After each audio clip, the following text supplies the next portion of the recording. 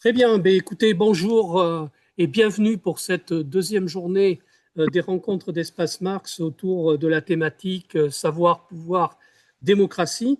Et donc, j'ai le plaisir d'accueillir Bernard Tepper, qui est co-animateur du réseau Éducation populaire et membre du comité de rédaction du journal hebdomadaire Res Publica, et qui va nous faire partager un certain nombre de réflexions sur le thème pour une stratégie de l'évolution révolutionnaire vers une république enfin sociale. À toi, Bernard. Eh bien, merci beaucoup de m'avoir invité. Vu le court moment imparti à cette présentation, nous n'aurons pas le temps d'analyser dans celle-ci l'état des forces productives, des rapports de production, de la nouvelle géopolitique, de la nouvelle hégémonie culturelle en France, en Europe et dans le monde. Nous nous bornerons donc à présenter l'esquisse d'une stratégie holistique en phase, selon nous, avec le monde d'aujourd'hui. Conséquence des analyses évoquées ci-dessus, mais que nous ne présenterons pas dans ce court travail. Cette stratégie de l'évolution révolutionnaire, évoquée par Karl Marx dès 1850 dans ses correspondances, reprise par différents intellectuels et dirigeants politiques jusqu'à nos jours, a comme intérêt de rester évolutive, toujours liée à l'analyse du réel et aux dialectiques à l'œuvre en son sein. De son vivant, Marx a appliqué cela au monde dans lequel il vivait et notamment lors des analyses critiques des révolutions de 1848 et de la Commune de Paris. Certains auraient été bien inspirés de continuer ce travail critique plutôt que de vouloir copier l'événement précédent. Cette stratégie évolutive permet d'analyser tout mouvement social et politique pour voir ce qui a marché et pas marché, et donc de ne pas refaire deux fois les mêmes erreurs, tout en tenant compte des évolutions du réel. Autre phrase de Marx, tous les grands événements et personnages historiques se répètent pour ainsi dire deux fois, la première fois comme tragédie, la seconde fois comme une farce. Aujourd'hui, les organisations présentent souvent un programme qui se résume en un simple catalogue de mesures prévues à l'avance sans définir le modèle politique souhaitable. Comme s'il était possible de prévoir toutes les mesures de l'exercice du pouvoir lorsque nous sommes dans la période de tentative de prise du pouvoir. Nous pensons qu'il faut d'abord définir le modèle politique souhaité, laissant à la démocratie le soin de définir l'ensemble des mesures à appliquer au fur et à mesure de l'exercice du pouvoir. Bien évidemment, le projet politique définit les principales mesures à appliquer, mais sans en faire une liste exhaustive. La force de cette approche est qu'elle est évolutive par des mécanismes démocratiques. Encore faut-il que la démocratie soit appliquée. Elle s'adapte donc à toute situation changeante et nous sommes dans un monde qui change très vite. Une proposition stratégique actuelle, soumise au débat populaire, pourrait se résumer dans cette présentation en l'application d'une dizaine de principes constitutifs, de 4 ruptures nécessaires, de 6 pivots indispensables et de quelques pistes organisationnelles, syndicales et politiques, le tout articulé avec une gigantesque bataille pour une nouvelle hégémonie culturelle, via une éducation populaire refondée en vue de constituer un bloc historique populaire majoritaire. Cette éducation populaire refondée doit se développer pour tous les âges de la vie, y compris par des formations tout au long de la vie. Répéter, c'est enseigner. La seule majorité qui vaille est la majorité absolue. Ce bloc historique populaire devant être constitué autour de la classe populaire ouvrière et employée, aujourd'hui représentant 45% de la population, Et si le programme de réindustrialisation nécessaire sous transition énergétique et écologique, disons, se met en place, ce qui n'est pas le cas aujourd'hui, il faudra bien sûr augmenter le pourcentage de cette classe populaire ouvrière et employée aux environs de 55% de la population. L'idée de base est la nécessité de pratiquer à tout moment la double besogne. Double besogne incorporée dans la charte d'Amiens de 1906 et dans certains écrits de Jean Jaurès dès le début du XXe siècle, comme lien diachronique entre les revendications immédiates et le projet politique révolutionnaire ultérieur. Le tout pensé et articulé comme des poupées russes. La bataille pour une nouvelle hégémonie culturelle, qui doit précéder les transformations sociales et politiques, consiste en l'élargissement de tous les principes d'une république sociale du XXIe siècle. Commençons par les principes constitutifs. Tout d'abord, celui de la liberté. Non dans sa version libérale du je fais ce que je veux, mais orienté dans sa version initialement républicaine par l'augmentation de l'autonomie de chaque citoyen face aux aliénations sociales et aux pressions de toute nature. Puis, une réelle égalité en droit de toutes et tous. D'une fraternité qui ne doit pas être une convivialité de comptoir, mais bien des liens d'amitié et de solidarité partagés d'abord dans le bloc historique populaire et au-delà ensuite. Et d'une laïcité, partie intégrante du combat de la gauche, précisée sous 4 items. 1. La liberté de conscience. 2. L'universalité de ce droit. 3. Un lien politique entre tous les citoyens qui ne demandent aucun lien religieux préalable. Et 4. La séparation, la loi de séparation, d'une part de la société civile, regroupant le privé, les associations, les partis politiques, les syndicats, la rue, la plage, et d'autre part les sphères de l'autorité politique et de constitution des libertés, écoles, services publics, sécurité sociale. Cette laïcité n'est ni une valeur ni une opinion, mais un principe d'organisation sociale qui doit lutter contre 4 dérives. D'abord, la laïcité d'imposture en tant que cache-sexe des communautarismes.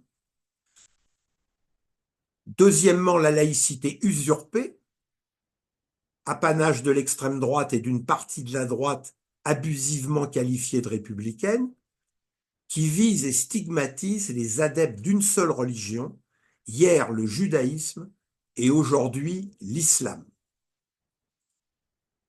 Troisièmement, la pseudo-laïcité concordataire de l'extrême centre, et donc de notre président Emmanuel Macron, qui contredit la phrase célèbre de Victor Hugo, « Je veux l'État chez lui et l'Église chez elle ». Et la 4e dérive, qui est nouvelle, qui nous vient des États-Unis, ça procède des nouvelles politiques identitaires et essentialistes qui se développent dans certains milieux de gauche et qui fait que la gauche décroît en partie à cause du développement de ces nouvelles politiques identitaires et essentialistes. De tout cela, on remarque que la croyance ne relève pas de la croyance ou non, et que l'on peut être laïque en étant croyant, athée ou agnostique, mais que l'on peut être anti-laïque également en étant croyant, athée et agnostique. Un paradoxe fait que la laïcité née en France n'a pu se maintenir que grâce à la Cour européenne des droits de l'homme, celle qui siège à Strasbourg et qui regroupe 47 pays, et qui bien sûr n'a rien à voir avec l'Union européenne, et notamment aux articles 9.1 et 9.2, qui effectivement protège, protège la laïcité lorsqu'elle est intégrée dans une constitution ou dans une loi. Pour la France, la transposition juridique de la laïcité s'est effectuée par une succession de 3 lois de séparation. D'abord la Révolution française, 1794 et 1795, ensuite la Commune de Paris, 1871, et ensuite la troisième qui fut la bonne, 1905. Et de 3 circulaires du Front populaire qui ont été remplacées par la loi du 15 mars 2004, suite au recul de la laïcité effectué par la loi Jospin du 10 juillet 89. Quant à la démocratie politique, il convient de noter que dans la période moderne, et cela continue aujourd'hui, nous vivons les convulsions d'une démocratie dite représentative, alors qu'elle n'est que le substitut Canada Dry du gouvernement représentatif antidémocratique de Sieyès de la Révolution française. En actualisant Condorcet dans notre système actuel, nous pouvons définir 6 items fonctionnant sur la démocratie. Premier item, que l'information la plus complète soit donnée à tous les citoyens sur le maximum de supports médiatiques et de lieux d'information de débat. Deuxièmement, qu'un débat raisonné avec un temps d'intervention suffisant pour argumenter puisse avoir lieu entre tous les citoyens sur les questions principales avant l'élection. Troisième item, qu'un vote au suffrage universel puisse avoir lieu avec l'ensemble des citoyens inscrits, à condition qu'ils soient tous inscrits, ce qui n'est pas le cas par exemple en France. Que par un parrainage d'un nombre significatif de citoyens demandeurs, des référendums révocatoires puissent avoir lieu à mi-mandat, ainsi que des référendums d'initiative citoyenne. Et dernièrement, dernier point, que le pouvoir ne puisse être donné qu'à des élus directement élus par le peuple, et non pas au 2e ou 3e degré comme en France, par exemple avec les communautés de communes, ou au 5e degré comme en Chine populaire. Et que le droit positif s'ordonne sur la base d'une constituante élue à cet effet. Autre principe constitutif, la solidarité. Disons qu'elle n'est pas une convivialité de comptoir, mais bien régie par le principe suivant, répété par Ambroise Croizat, je dirais pendant la guerre et tout juste après. À chacun selon ses besoins, chacun y contribuant selon ses moyens. Principalement appliqué par les services publics, mais aussi principalement par la sécurité sociale, avec bien évidemment la bataille actuelle de revenir aux 4 principes révolutionnaires de cette institution qui existait à sa fondation: unicité, financement par le salaire socialisé, application du principe de solidarité et gestion autonome par les représentants élus lors d'élections spécifiques. Principe suivant, le principe de l'universalité concrète. Disons que cela s'oppose aux politiques identitaires et essentialistes, mais aussi aux politiques se résumant à une universalité abstraite, autour de droits formels, mais jamais réels. Par exemple, tous les citoyens ont droit de se présenter à tous les postes électifs, sauf que la barrière de l'argent, des inégalités sociales grandissantes, l'absence d'un service public conséquent de la petite enfance ou d'un droit de retour au travail empêchant d'avoir des droits réels. Idem pour la désertification médicale, où 1 Français sur 3 n'a pas, je dirais, l'accès médical comme il le souhaite, ou l'absence de services publics de transport dans certains territoires. pour le principe nécessairement concomitant de la sûreté et de la sécurité, qui est un principe très important pour le peuple. Tous les citoyens et leurs familles y ont droit, ce qui existe de moins en moins. Et là, il ne suffit pas de dire police de proximité pour passer le plus vite possible au point suivant, sans rien changer, je dirais, de l'insécurité que vivent un certain nombre de travailleurs et leurs familles. Notamment, il faut combattre la possibilité qu'au nom de la sécurité, les élus attentent à notre sûreté et nos libertés au sens de la Déclaration des droits de l'homme et du citoyen, notamment des articles 2 et 7. Autre principe important, l'avant-dernier, est celui de la souveraineté populaire, précisé par l'article 3 de la Déclaration des droits de l'homme, souvent bafoué par des procédures ou des structures non démocratiques ou même par des constitutions. Structures non démocratiques dont on peut mettre dans ce cas l'Union européenne et ses traités. Et enfin, l'importance souvent bafouée du nécessaire développement concomitant écologique et social. Les atteintes à ce principe sont aujourd'hui généralisées et le fiasco de la COP30 de Belém qui vient de se passer au Brésil est bien évidemment une preuve incroyable du recul, je dirais, de l'écologie dans la nouvelle géopolitique. Ensuite, une fois mise en avant cette dizaine de principes d'un projet politique ultérieur, 4 ruptures sont nécessaires.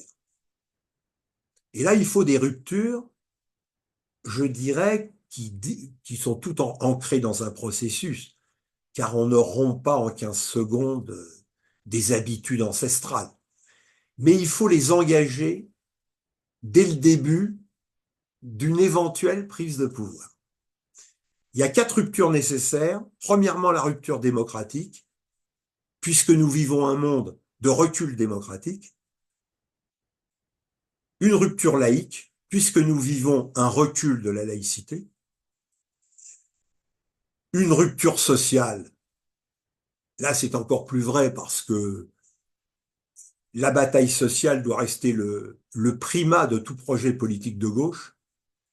Et puis, bien sûr, la rupture écologique pour faire tout à fait le contraire de ce qui s'est passé à Belém à la COP30. Et elles doivent être engagées dès l'exercice du pouvoir, mais elles doivent aussi participer dès maintenant à la bataille pour une nouvelle hégémonie culturelle, et notamment dans la pratique de la double besogne, comme je le disais précédemment, articulée entre des revendications immédiates et le projet ultérieur. Mais vu que nous vivons une croissance exponentielle des inégalités sociales de toute nature, et que bien évidemment, cette double besogne, elle est peu utilisée, ça devient presque un tabou à gauche, où on en reste à des revendications immédiates, sans articuler cela avec un projet ultérieur. Et bien évidemment, ces 4 ruptures doivent se lier sous le primat de la bataille sociale, seul ciment unitaire possible aujourd'hui. Je me rappelle, comme vieux militant de la CGT, nul n'est parfait, que nous avions un slogan, Français immigrés, même patron, même combat. Eh bien, ce slogan n'est malheureusement plus utilisé aujourd'hui. Suite à ces 4 ruptures, il faut y ajouter, par rapport à la période, une demi-douzaine d'exigences indispensables. Bien évidemment, soumis au débat général, il y a de nombreuses exigences indispensables. Nous en avons privilégié 6. La première, c'est dégager du marché la sphère de constitution des libertés. La sphère de constitution des libertés, pour nous, c'est l'école, l'ensemble des services publics et la sécurité sociale qui financent plusieurs dizaines de services publics. Et donc, cette sphère de constitution des libertés doit être totalement dégagée de la sphère du marché, alors qu'aujourd'hui, euh, les services publics sont pratiquement tous privatisés, pas tout à fait, mais presque. Et il reste pratiquement que l'école et la sécurité sociale qui restent socialisées, mais bien évidemment, chaque année, la pénétration du marché est patente. L'école ne peut pas continuer à reproduire à l'identique les classes sociales existantes. Elle doit permettre de former le futur citoyen, ce qu'elle ne fait plus entièrement aujourd'hui. Pire, elle est en train de recréer le séparatisme, mais social, principalement dans le privé, mais aussi dans le public. Je remarque par exemple dans les écoles privées confessionnelles, en 15 ans, le pourcentage d'enfants de CSP+, a augmenté de 15%, ce qui est énorme. La désertification des services publics dans les territoires, le management du secteur privé appliqué dans le service public, avec la rentabilité comme seul critère appliqué au sein des services publics, le financement par la seule dette est délétère. Pour la sécurité sociale, l'attaque centrale du grand patronat contre la sécurité sociale, nous le voyons actuellement, puisque à partir d'aujourd'hui, il y a la deuxième lecture au Parlement, et donc contre la sécurité sociale qui peut de moins en moins financer les quelques dizaines de services publics dans ces différentes branches. Et que bien évidemment, la sécurité sociale, c'est un élément fondamental pour répondre aux besoins des citoyens et des travailleurs, ainsi que de leurs familles, et cela de la naissance à la mort. Et je rappelle que même aujourd'hui, avec son insuffisance, la sécurité sociale a un budget 150 milliards d'euros supérieur à l'ensemble du budget de l'État, tout ministère confondu, et environ 10 fois le budget de l'éducation nationale. Bien sûr que des économies sont possibles, mais prenons deux exemples. Pour faire des économies, il suffit de remplacer les complémentaires santé par une santé 100% sécurité sociale, avec élargissement du panier de soins pour faire une économie de 7 milliards d'euros. C'est le dernier chiffre qui a été, je dirais, concocté par les inspecteurs généraux des affaires sociales. Et puis deuxièmement, on peut faire encore des économies, c'est-à-dire il suffit d'arrêter les aides aux entreprises sans contrepartie.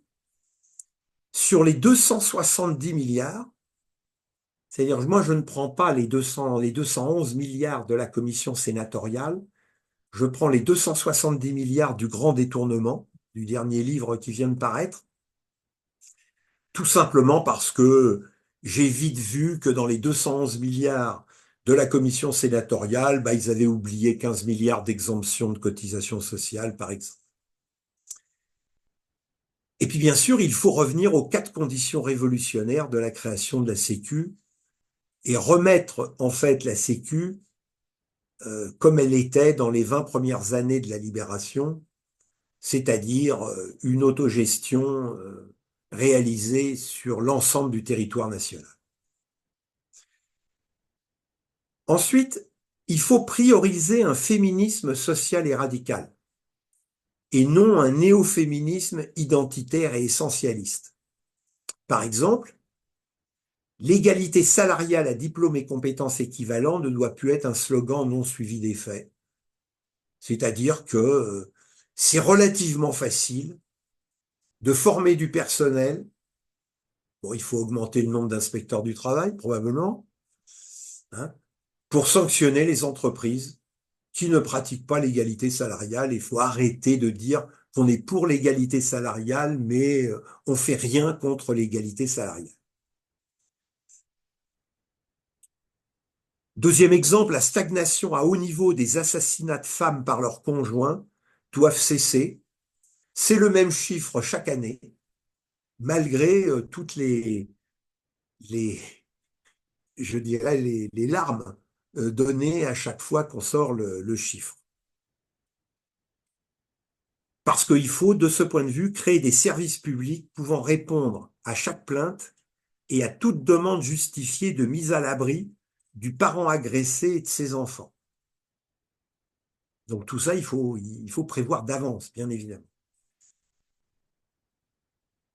Autre problème important, il faut engager un mouvement de réindustrialisation basé sur les produits indispensables, quelle que soit la situation, on l'a vu pendant la période coronavirus, et il faut un développement important de la recherche fondamentale et de la recherche-développement comme axe de réindustrialisation. Cela est très important parce que le recul de la France cette nouvelle géopolitique est en grande partie due à la désindustrialisation.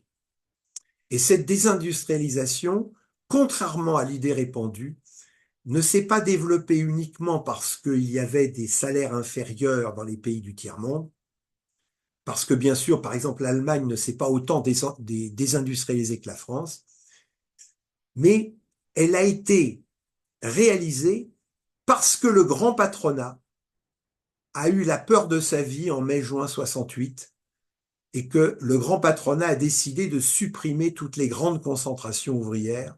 Et c'est ça la raison principale de la désindustrialisation massive de la France lorsqu'on la compare à l'Allemagne. Il faut engager également une nécessaire dynamique de refondation européenne selon les principes constitutifs dont on a parlé tout à l'heure. Ça, c'est quelque chose de très important et on voit actuellement la gauche, je dirais, atténuer toutes les critiques petit à petit par rapport aux traités et aux directives de l'Union européenne. Alors que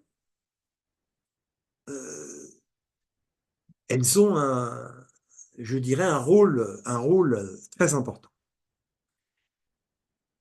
Alors, avant-dernière piste, c'est d'engager, je dirais, reprendre le meilleur de l'histoire de France en termes de loi sur l'immigration et la nationalité. Parce que nous avons été très en avance dans l'histoire de France. Nous ne le sommes plus aujourd'hui. Et pour pouvoir lutter sérieusement contre tous les racismes. Donc, disons que je fais un lien entre ces changements de loi sur l'immigration et les nationalités et la lutte contre le racisme. Alors enfin, avec le rétablissement de la démocratie politique définie plus haut, de la démocratie sociale, de la sécurité sociale, il faut engager le processus de la démocratie dans l'entreprise par une socialisation progressive des entreprises. Je reprends là une phrase de Jean Jaurès que malheureusement certains hommes de gauche ou femmes de gauche estiment que c'est un droitier. Alors je rappelle la phrase de Jean Jaurès, la démocratie ne doit pas s'arrêter à la porte de l'entreprise. Et quand on parle de démocratie, c'est pas simplement l'extension des droits à l'intérieur, c'est la possibilité, par la démocratie et par le vote et par le suffrage universel interne, d'agir sur un certain nombre de décisions. Voilà. Ensuite, quelques pistes organisationnelles, syndicales et politiques. Parce que bien évidemment, difficile d'engager un projet politique crédible si on n'a pas, je dirais, un ou des appareils syndicaux, un ou des partis politiques à la hauteur des enjeux. La nécessité pour une transformation sociale et politique doit pouvoir s'appuyer sur une pratique syndicale et une pratique politique qui nous pousse à proposer, à mettre en chantier une réflexion sur la nécessité de modifier ces organisations en fonction de la situation économique et politique. D'abord, la forte multiplication du nombre d'organisations syndicales et politiques ne peut plus se justifier par des différences de lignes stratégiques. Force est de constater que cette fragmentation organisationnelle est concomitante à un quadruple phénomène contre-intuitif qui devient tabou. La bureaucratisation, la verticalisation et l'augmentation de l'hétérogénéité de chaque organisation avec diminution des pratiques démocratiques. Je pense par exemple que, je ne veux pas nommer un syndicat particulier, mais que la démocratie, en 50 ans, a reculé dans les organisations syndicales et même dans les partis politiques. Un mouvement de rassemblement serait de ce point de vue bienvenu. Bon, la CGT est en train de discuter avec la FSU, mais pour l'instant, ça ne prend pas le bon chemin. En ce qui concerne le syndicalisme, le fait que la politique du grand patronat et de leurs amis néolibéraux de gauche et de droite ait engagé et réussi, au lendemain de la plus grande grève de l'histoire de France en mai-juin 68, la destruction de toutes les grandes concentrations ouvrières, devrait pousser les centrales syndicales interprofessionnelles à augmenter la puissance d'action et donc le financement des unions locales plutôt que des fédérations et des UD. Voilà, disons, le débat que j'essaye d'insuffler. Par ailleurs, le grand patronat a depuis des décennies commencé à augmenter les revenus des ouvriers par prime conditionnée à l'assiduité, en lieu et place des augmentations de salaire. Il est alors clair que les manifestations saute-mouton d'une journée par mois font perdre beaucoup plus d'argent aux travailleurs qu'une grève reconductible de 15 jours sur un même mois. Et que donc ça, il faut en tenir compte. Et par exemple, dans la dernière mobilisation du 2 octobre 2025, eh bien, les pétroliers, les transporteurs, eh bien, n'ont pas bougé et ne sont pas entrés dans une grève massive. Voilà.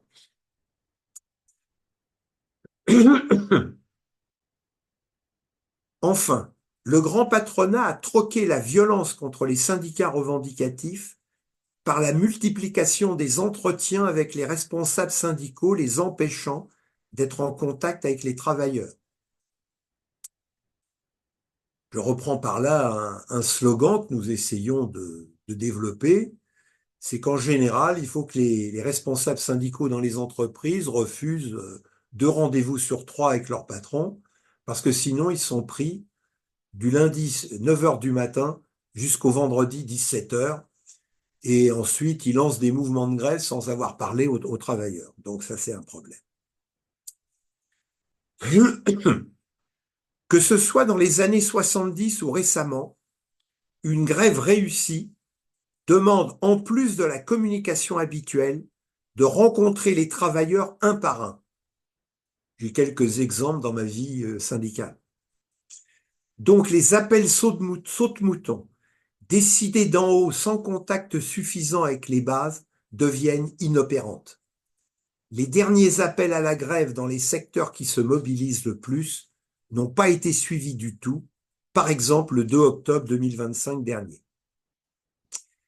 Parmi les partis politiques de gauche, la fragmentation des organisations a également été de pair avec l'extrême verticalisation et surtout avec une victime, la démocratie interne. Les militants qui demandent des débats politiques vont de plus en plus les chercher ailleurs que dans les partis politiques. Les réseaux sociaux deviennent pour les militants politiques le seul lien avec leur propre direction. Le mimétisme des partis politiques avec l'esprit de la Constitution de la Ve République est flagrant. La présence du leader seule mobilise les partis politiques. C'est presque comme dans le film de 1980, Kagemusha, d'Akira Kurosawa, où l'armée ne pouvait combattre que si elle voyait le shogun. Par ailleurs, alors ça bien sûr c'est à débattre, la note de Terra Nova de 2011, appelant la gauche à changer de stratégie en abandonnant la classe populaire, ouvrière et employée, aujourd'hui représentant 45% de la population, pour lui substituer une alliance entre les couches moyennes et les catégories discriminées, femmes, entre guillemets, racisées, etc., est appliquée par la gauche dite modérée comme par la gauche dite radicale. C'est-à-dire Terra Nova a gagné dans presque tous les partis politiques. Conclusion provisoire. Cette présentation a pour but de montrer l'importance de la discussion politique sur les conditions nécessaires à toute transformation sociale et politique. Bien sûr, il y a les conditions objectives qui comptent, mais elles ne sont pas suffisantes pour expliquer que nous sommes passés, prenons l'exemple des partis politiques de gauche, de plus de 50% des votants à environ 30% des votants si je regarde l'ensemble des votes NFP de 2024. Souvent, le premier choix de la classe populaire ouvrière et employée est l'abstention, devant le choix du RN, et ensuite en troisième position le vote de gauche. On peut expliquer que le monde change, incontestable, mais ce n'est pas suffisant pour expliquer un tel écart. Il y a aussi faute d'un recul du débat politique sans tabou sur les conditions de la transformation sociale et sur l'idée que la gauche ne peut pas renaître si elle ne reprend pas langue avec la classe politique, la classe ouvrière et employée. Et sinon, bien sûr, la gauche syndicale et politique ne seront pas à la hauteur des enjeux. Pour l'instant, et je terminerai par cette phrase, je reprendrai en fin de cette présentation la phrase emblématique de Bernie Sanders, utilisée lors des meetings post-élection de Trump en 2024, à la fin de 2024, qui explique beaucoup de choses. Il commençait tous ses meetings par la phrase suivante: le Parti démocrate a oublié la classe ouvrière a oublié le Parti démocrate.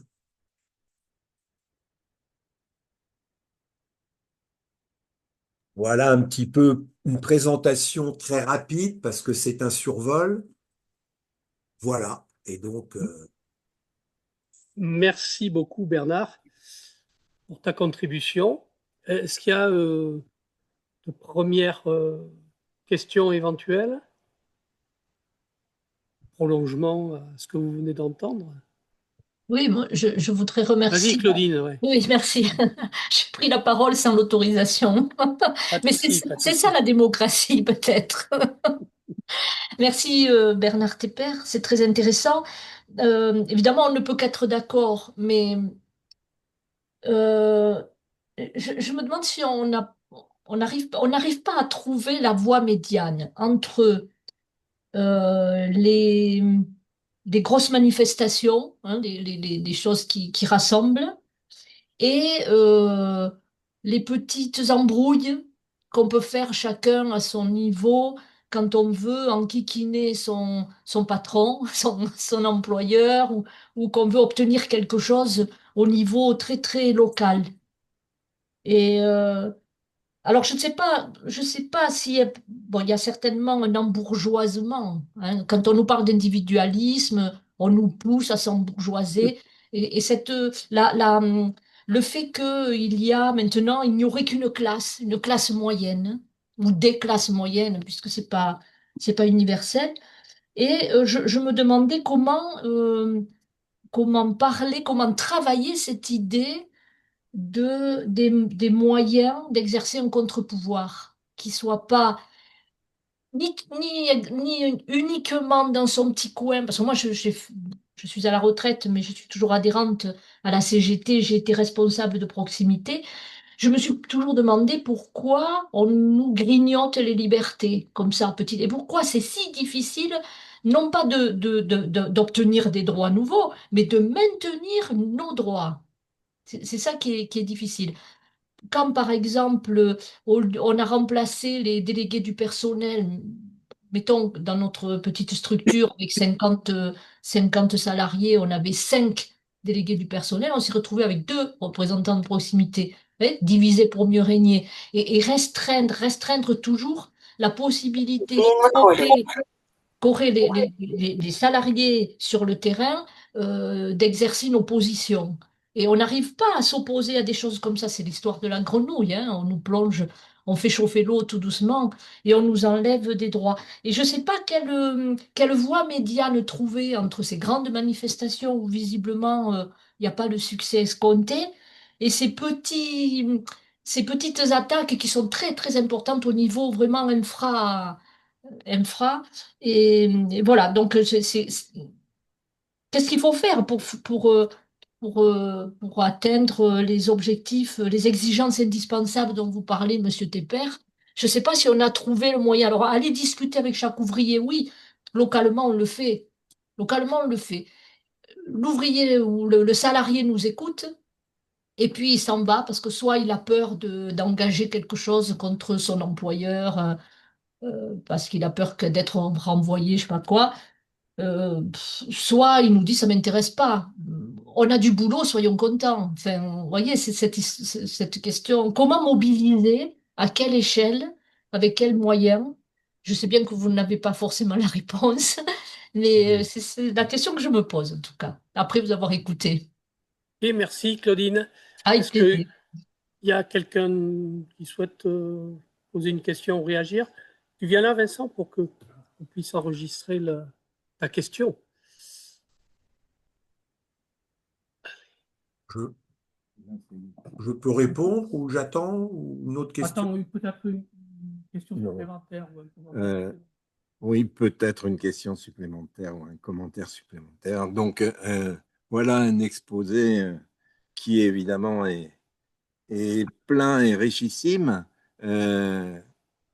qui d'une certaine manière fait le tour de toutes les questions qu'on se pose ou presque.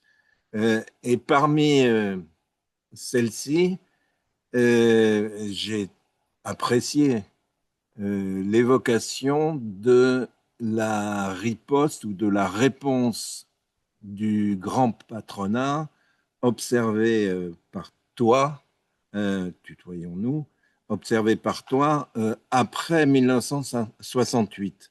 Et effectivement, le paysage industriel a profondément changé.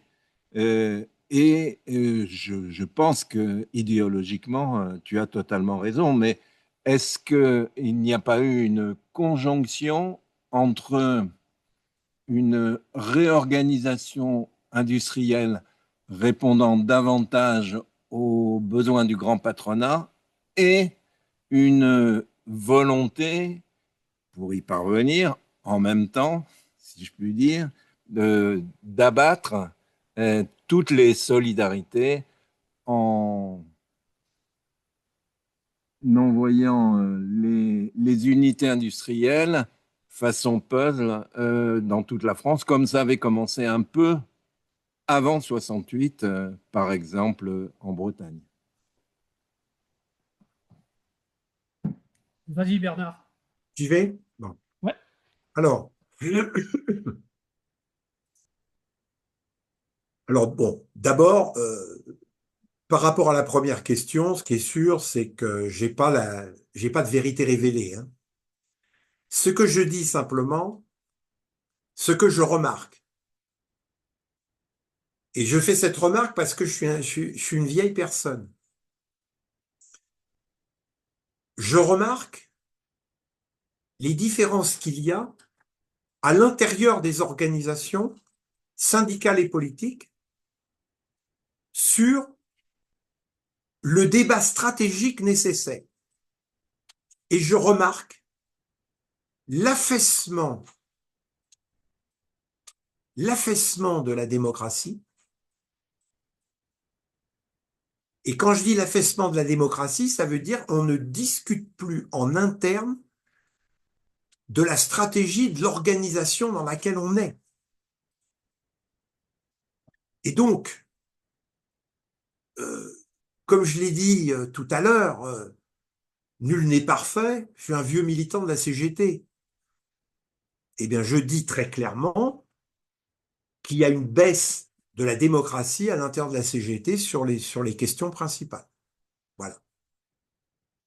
Et par exemple, j'ai participé à effectuer des sondages auprès d'ouvriers, d'employés de grandes entreprises, et on a des nombres très importants de gens qui répondent le délégué syndical ou le délégué du personnel, on le voit jamais. Donc ça, c'est un réel problème.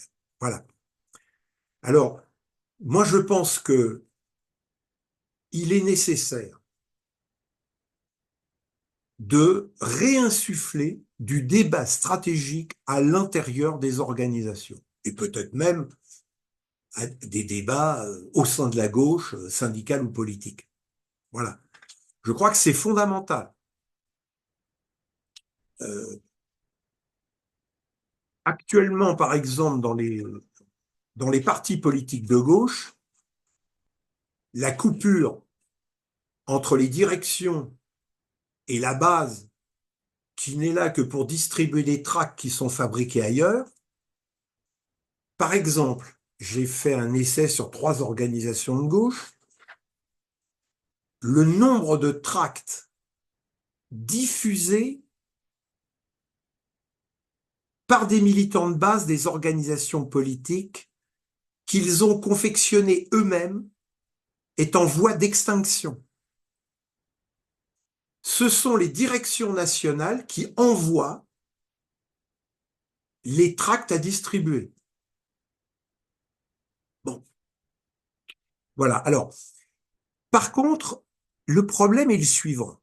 Moi, je crois que ce qui est central aujourd'hui, c'est que une partie de l'hégémonie culturelle capitaliste a une influence non négligeable sur les idéologies des partis de gauche et des syndicats de gauche. C'est-à-dire que la note de Terra Nova de 2011, comme je l'ai dit rapidement, mais il faudrait revenir dessus, eh bien, elle est appliquée par tous les partis de gauche. Voilà. C'est-à-dire que, vous voyez par exemple en milieu syndical, le slogan français immigré, même patron, même combat, eh ben ça devient un slogan désuet. Voilà. Par contre, le slogan abat l'islamophobie prend force et vigueur, avec un mot islamophobie qui est confus, qui est glissant, comme disent les linguistes, parce qu'ils critiquent en même temps ceux qui critiquent l'islam et en même temps les musulmans eux-mêmes. Alors que la laïcité, elle dit, les musulmans, ils ont le droit de pratiquer leur religion et ils ne peuvent pas être critiqués à cause de ça, mais que par contre, toute idéologie, tout texte, tout discours, et donc y compris les textes religieux, peuvent être critiqués. Voilà.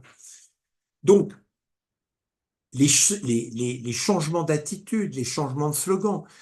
Là, on vient de terminer, par exemple, une étude qui est faite sur les réseaux sociaux. Réseaux sociaux des partis politiques, sur des partis politiques et sur des syndicats. Eh bien, les questions sociales sont de moins en moins évoquées dans les réseaux sociaux et les questions de genre et de discrimination déracisée, entre guillemets, prend une importance très importante.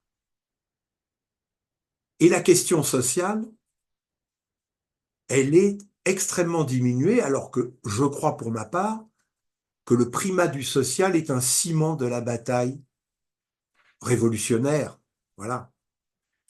Donc Terra Nova, c'est pas simplement quelque chose qui a changé la politique du Parti socialiste et éventuellement des écolos, mais également de l'ensemble des partis de gauche, y compris le Parti communiste et y compris la France insoumise. Pas à des mêmes degrés. Bon. Et aujourd'hui, les municipales sont en train de se développer. Je n'ai jamais vu de ma vie autant, je dirais, de textes clientélistes, de politiques clientélistes pour faire le maximum de voix. Et par exemple, voilà, donc c'est. Alors maintenant, sur le problème, sur la deuxième question, je vais commencer par une anecdote. À plusieurs reprises, j'étais habitué à faire des interventions dans une commune qui s'appelle Villerue. Je ne sais pas si vous connaissez. C'est l'extrême nord de la Moselle, pratiquement à la frontière luxembourgeoise. Et lorsqu'il y avait la grande sidérurgie lorraine, c'était un village entier qui vivait de la sidérurgie, avec une immigration italienne. Et un jour, j'arrive, je devais faire une intervention sur l'assurance maladie ou les retraites, je me rappelle plus. Enfin, c'était une des branches de la sécurité sociale. Et je vois leur arrivée.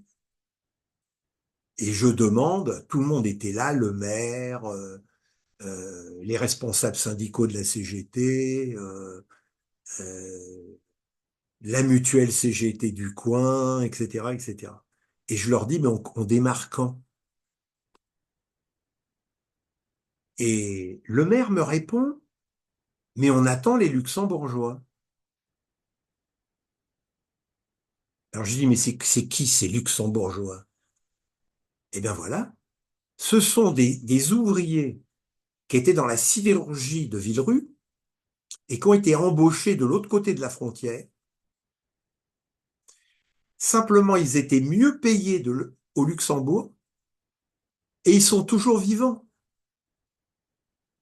C'est pour cela que petit à petit, euh, le responsable syndical me dit, bah voilà, comme ça, toi qui viens de Paris, eh ben, tu t'apercevras que c'est pas un problème de salaire. C'est simplement que le patronat luxembourgeois a en fait les investissements pour travailler sur des aciers spéciaux haut de gamme et que le patronat français a préféré effectivement délocaliser pour des raisons que j'ai dites tout à l'heure. Voilà. Donc, ça veut dire quoi? Ça veut dire que, bien évidemment, la réorientation est liée à l'abaissement financier des chaînes de valeur. Enfin, c'est clair. On le voit avec la sidérurgie chinoise. Bon. Mais moi, je je tords un peu le bébé de l'autre côté pour montrer qu'il n'y a pas que ça. C'est peut-être 50-50, c'est peut-être les deux causes agissent de façon concomitante. Mais vraiment, la suppression des concentrations ouvrières a été une nécessité. C'est-à-dire qu'en fait, la classe populaire ouvrière et employée, elle a été attaquée de toutes parts. Suppression des concentrations ouvrières. Deuxièmement, diminution du nombre de délégués syndicaux, délégués du personnel, etc. C'est-à-dire passage au CSE, suppression des CHSCT, enfin bon, voilà, tout ça. Hein. Et ça, bien évidemment, c'est très négatif concernant les ouvriers et les employés. Voilà. Et donc, il y a eu un truc concomitant, mais il y a eu un problème stratégique. C'est-à-dire que ce que je défends, c'est que le grand patronat et le MEDEF aujourd'hui, c'est pas simplement le syndicat des patrons. C'est une organisation qui travaille la stratégie politique de l'oligarchie capitaliste. Je vais donner un exemple dont je vais pas parler, mais là je vais l'effleurer. Je suis l'un des rares qui ait travaillé sur le dernier discours, deuxième quinzaine de septembre de cette année, de Patrick Martin, président du MEDEF. Je n'ai jamais entendu un discours comme ça. Voilà, il a fait un discours, il a invité tous les chefs de gauche, ça allait de Bompard à Bardella, avec tous les autres au milieu. Ils étaient tous là, ils l'ont tous entendu. Il a parlé pendant 1 heure et demie. Et son discours, c'est le discours de la politique économique de l'union de toutes les droites, RN compris. C'est la première fois que le MEDEF fait ça.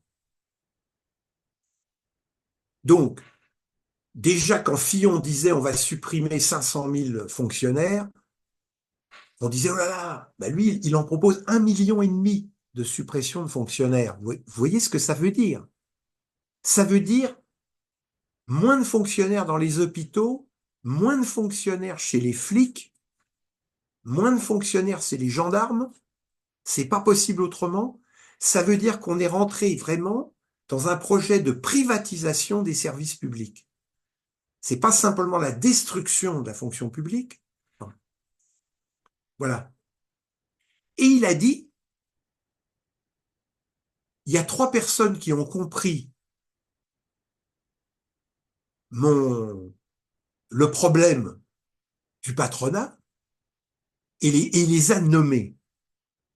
Attal, Retailleau, Bardella.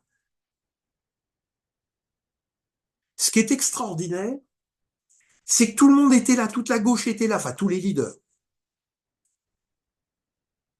On en a très peu parlé. C'est-à-dire qu'il y a changement de politique, et aujourd'hui, ce qui se passe pour la première fois, c'est pas simplement le patronat Bolloré qui favorise, etc. Non, maintenant c'est le MEDEF lui-même. Et le patron du MEDEF, derrière, a été jusqu'à dire à Lecornu, vous voulez une alliance avec le PS, eh bien le MEDEF ne se déplacera pas à Matignon. En général, le MEDEF, c'est rare quand il n'accepte pas les petits fours de Matignon. Voilà. Là, oui. Donc, ça veut dire qu'il faut vivre avec son temps. Qu'aujourd'hui, il y a une véritable bataille. C'est une bataille au sein du grand patronat entre ceux qui veulent reconstituer ce qu'ils appellent le socle commun et ceux qui veulent l'union de toutes les droites. Voilà. Et ce problème-là n'est pas pris en cause, n'est pas pris en compte par les gauches. Donc, eh ben, ça veut dire on n'est pas à la hauteur des enjeux. Et donc, de ce point de vue-là, le débat stratégique aujourd'hui est beaucoup plus important qu'on n'ait pas fait de débat stratégique il y a 20 ou 30 ans, alors qu'on vivait dans une période qui était connue, avec peu de changements par rapport au temps précédent. Là, il y a un changement majeur. Et ce changement majeur, il est corroboré par la géopolitique, et on voit ce qui se passe à la COP de Belém,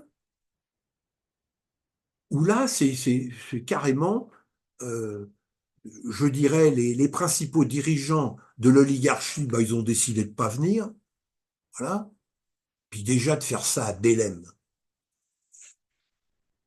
Moi qui participais au Brésil, fait plusieurs conférences au Brésil quand il y a eu les forums sociaux mondiaux, et ben, je peux vous dire qu'à Belém, il n'y a pas suffisamment de lits d'hôtel pour accepter une COP. Ça veut dire qu'il y a des gens qui, pour participer à la COP de Belém, sont obligés enfin, sont pas obligés, mais ils vont dans un hôtel à Salvador de Bahia, et donc là, il faut une journée pour aller à Belém, etc., etc.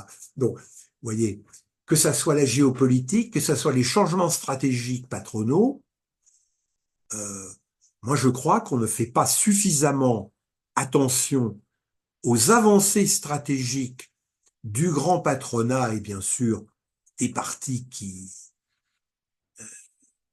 les soutiennent, qui les soutiennent à fond, ou qui les soutiennent un petit peu, etc., etc. Et que ça joue même sur la volonté des socialistes d'essayer de recomposer la politique avec une aile gauche macroniste. Ce qu'ils sont en train, effectivement, ce qu'ils sont en train de faire. Et moi, je fais partie de ceux qui pensent que, même si je suis hostile à cette recomposition, c'est pas la faute à 100% du Parti socialiste. C'est parce que en ce moment, le grand patronat, il avance ses pions sans beaucoup de résistance. Alors, comme ce que me posait la question Claudine, on n'a pas la solution. Faut pas attendre moi de dire moi j'ai la solution parce que sinon ce serait pas très sérieux. Non, ce que je dis, c'est qu'il y a des problèmes importants et il faut aujourd'hui relancer le débat stratégique de la gauche, tant sur le plan syndical que sur le plan que sur le plan politique, et arrêter avec cette idée gauche radicale, gauche modérée. Aujourd'hui, ça n'a plus de sens, ça.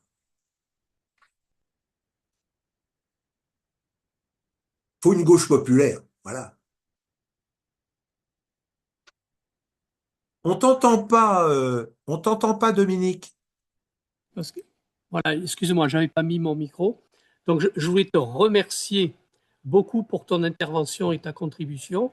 Et puis, tu nous as ouvert, je dirais, quelques pistes de travail à poursuivre. Mais comme le temps est compté et qu'on va passer à l'intervenant suivant, si tu en es d'accord, je voulais vraiment, vraiment te remercier. Merci beaucoup. Eh Et ben, à... moi, je vous dis à la prochaine. Exactement.